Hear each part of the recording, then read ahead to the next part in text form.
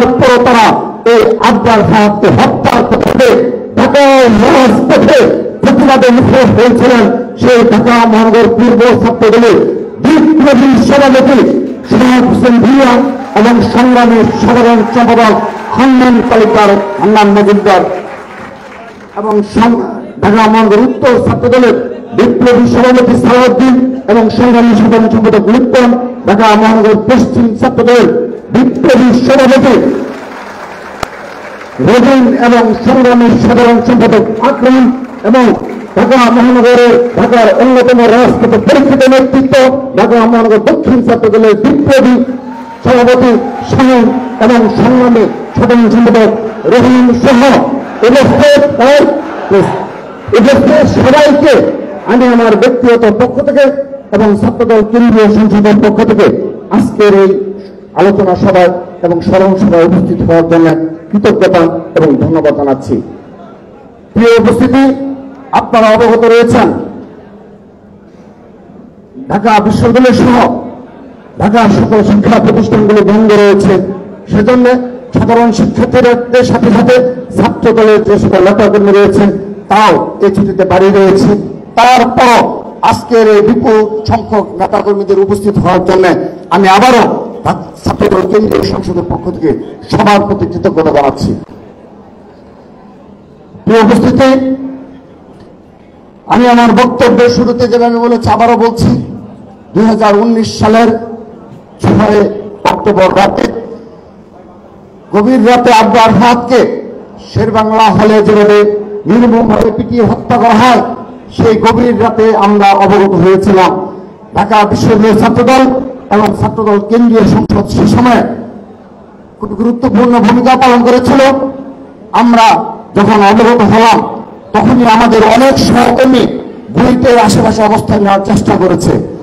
যখন আমরা মৃত্যু সংবাদ পেয়েছিলাম এবং যখন সে সিসি ক্যামেরা ফুটেজ প্রকাশিত হলো, পুরো বাংলাদেশ একটি ভয়ানক পরিস্থিতির সৃষ্টি হলো।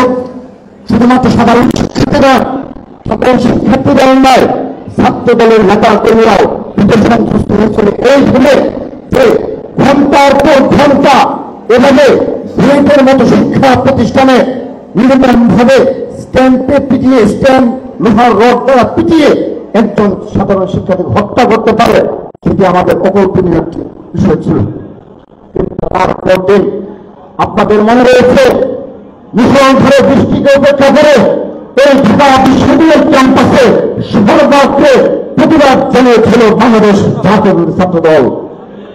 সেদিন শত অতীতের গুণ খুনকে উপেক্ষা করে আমরা জেনেছিলাম, আমরা অবগত ছিলাম সবসময় আমাদের যে কোনো সময় নির্মম নির্যাতন আমাদের উপর হতে পারত, সেই মিছিলে হামলা হতে পারত এবং আমরা যে বাড়ি ফিরে যেতে পারবো তেমন কোনো নিশ্চয়তা ছিল না।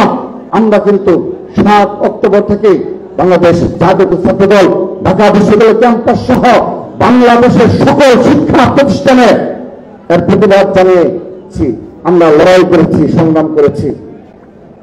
কিন্তু অতীব দুঃখের বিষয়, এই বিগত 17.5 বছর, 15.5 বছর যারা এই আবরার ফাহাদকে হত্যার আগের যে পরিস্থিতিতেও যারা ছাত্রলীগের পতাকা তোলা আশ্রয় ছিল এবং আবরার ফাহাদকে হত্যার 5 দিন আগে যারা ছাত্রলীগের মিছিলে নেতৃত্ব দিয়েছে এবং আবরার ফাহাদকে হত্যার পরবর্তী বাস্তবতায় যারা ছাত্রলীগের লিডিং পর্যায়ে ছিল, পদপ্রত্যাশী ছিল এবং পদের অধিকারী ছিল, আজকে তারা দেশ ও জাতিকে সাহসিকতার গল্প শোনায় এবং ছাত্র রাজনীতি সম্পর্কে তারা যাদের বিন্দুমাত্র অনুরোধ ছিল না, তারা আজ নীতি নির্ধারক ভূমিকায় অবতীর্ণ হতে চায়। আমরা স্পষ্টভাবে বলতে চাই, আমরা কনফিডেন্স সহকারে বলতে চাই, 100 এবং 100 পরবর্তী বাস্তবতা আমরা অবগত রয়েছি। কিন্তু সেই সাথে তাদের অবগত থাকতে হবে আজকে এখানে যারা উপস্থিত, যারা 2019 সালের 7 অক্টোবর আবরার ফাহাদের হত্যার প্রতিবাদে সারা বাংলাদেশের হাজার হাজার ছাত্র দলের নেতা কর্মীরা তারা প্রতিবাদ জানিয়েছিল, যারা 2024-এর নেতৃত্ব দিয়েছে, তারা কিন্তু এখন পর্যন্ত জাগ্রত রয়েছে।